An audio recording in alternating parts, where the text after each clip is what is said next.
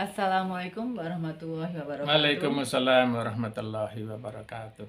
Hari ini kita dipertemukan dalam wadah pembelajaran singkat, katanya Kultum, media pembelajaran ala-ala Kultum, yang fokus mengangkat topik-topik dan isu-isu yang bersifat kontemporer, yang dikupas dengan pendekatan kontekstual. Ya. Topik kita hari ini adalah surga di bawah telapak kaki ibu.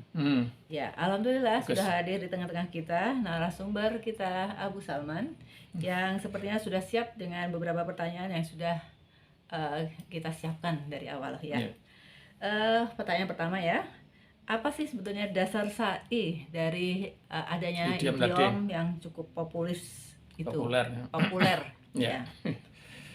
Silakan. Baik, Bismillahirrahmanirrahim. Assalamualaikum warahmatullahi wabarakatuh. Waalaikumsalam. Terima kasih ya pengantar dari istri saya tadi, cukup jelas terkait dengan idiom. Atau idiom itu kan maksudnya kalimat atau kata yang maksudnya tidak seperti secara harfiah kan gitu kan.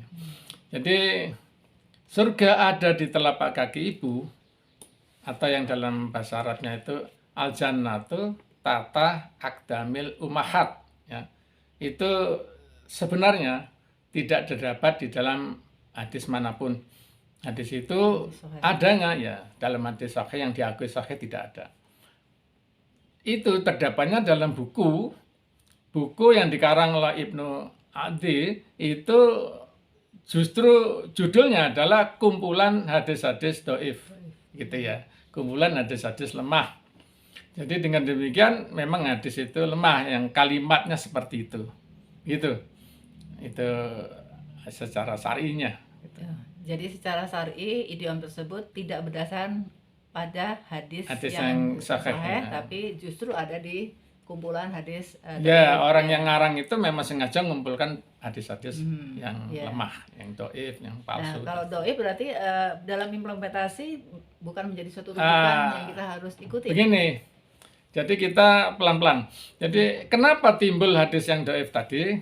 Nah, itu biasanya karena ada hadis lain yang mirip seperti itu, tetapi perawinya itu menyampaikannya keliru gitu. Nah, hadis yang lain yang dia itu mirip dengan kalimat tadi, itu al-jannatu tahta rijak laiha.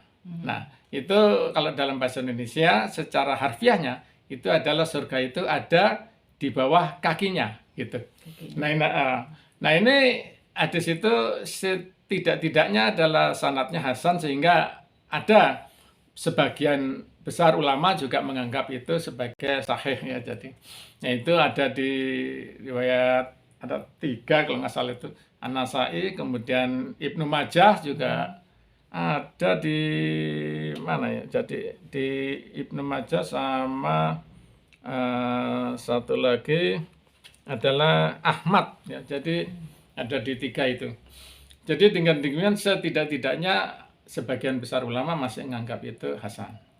Nah, begitu. Tetapi begini, kalimat tadi al-jannatu tahta rijak laiha itu adalah kalau diterjemahkan surga itu ada di bawah kakinya.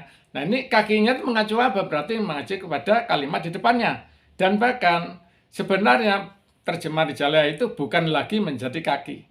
Nah, gitu. Jadi hadisnya yang sesungguhnya adalah tentang seorang laki-laki yang menghadap Rasulullah SAW, yang dia itu mengajukan permintaan untuk ikut berperang untuk mencari keridhaan Allah sampai 3 kali ya. Dia datang ditolak oleh Rasulullah, bukankah kamu itu masih ada ibu? Berbaktilah, teruskan berbakti kepada ibumu. Rasulullah tahu bahwa orang ini berbakti kepada ibunya, jadi suruh meneruskan, tidak usah perang. Jadi di situ sang ketiga, karena dia masih ingin lagi, datang lagi ketiga kalinya.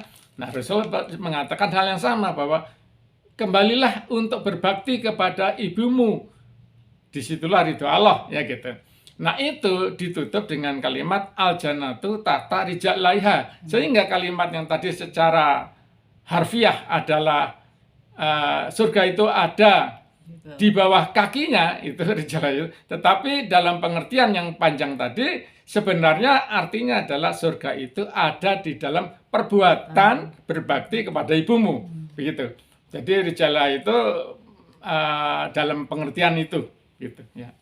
Ya, artinya idiom tadi tidak harus kemudian mendorong kita untuk mengkultuskan seorang ibu berlebih dari kodratnya sebagai manusia, tapi lebih pada kita harus selalu Berbakti. berbakti ya. Ya, jadi janganlah terus ada karena terus mencuci kaki ibunya ya, jadi airnya diminum, nah, itu berlebihan ya, karena maksudnya tidak demikian Bukan ya. ke arah sana. Yang normal-normal saja lah berbakti pada ibu itu ya, jangan menyakiti hati ibu ya, ibunya harus Mematuhi ya nasihatnya dan mematuhi nasihat kalau itu tidak bertentangan dengan hukum Allah gitu. ya, berbuat baik pada seorang ibu. Berbuat Ya, baik ya, ya sepanjang tidak dilarang oleh Allah begitu. ya. Ya. Ya, alhamdulillah kita sudah mendapatkan satu lagi pencerahan pada pertemuan kali ini ya. Insya Allah akan diperbanyak atau disempurnakan dengan pertemuan-pertemuan berikutnya dengan isu-isu yang lain lagi. Ya. Sekian, wassalamualaikum warahmatullahi Wassalamualaikum wabarakatuh. warahmatullahi wabarakatuh. Alhamdulillah.